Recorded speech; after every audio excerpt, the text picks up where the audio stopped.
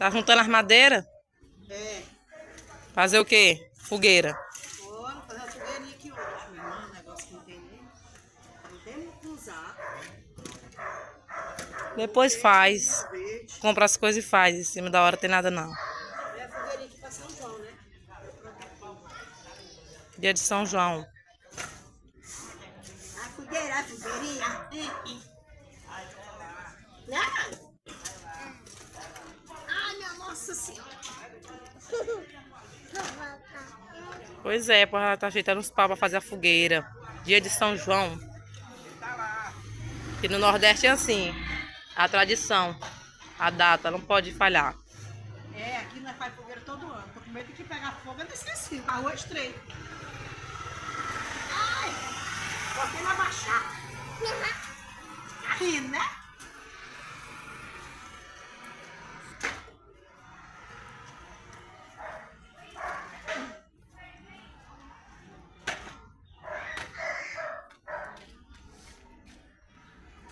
Filho de uma égua, ladrão, mandei trair um pau bom.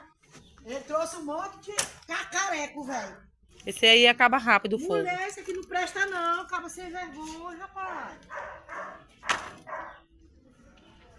Ela tá toda no estilo aí, ó. Cabelo feito já. Mais tarde eu vou dançar, cadê? A fogueira, a fogueirinha.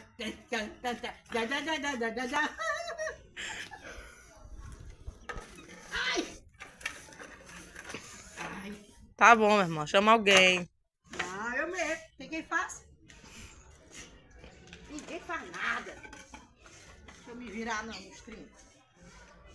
Vamos pra ali, ó. Outra fogueira lá do menino.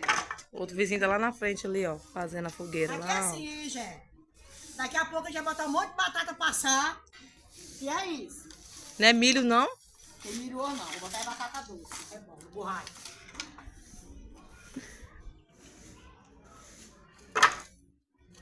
Ai, Maria, é muitos. A fogueira vai ser grande aqui. Sapiaba.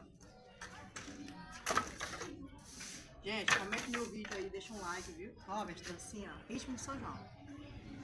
Comente. Ai. Comente, deixa o like, compartilhe com outro povo aí. Viu? E me siga. Ai. Cuidado, mulher.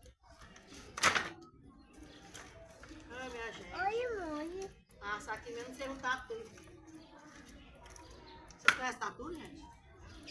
Todo mundo conhece, mano. Não, tem gente que não conhece que é tatu. Pois é, pois pronto. Agora, só quando a fogueira estiver acesa.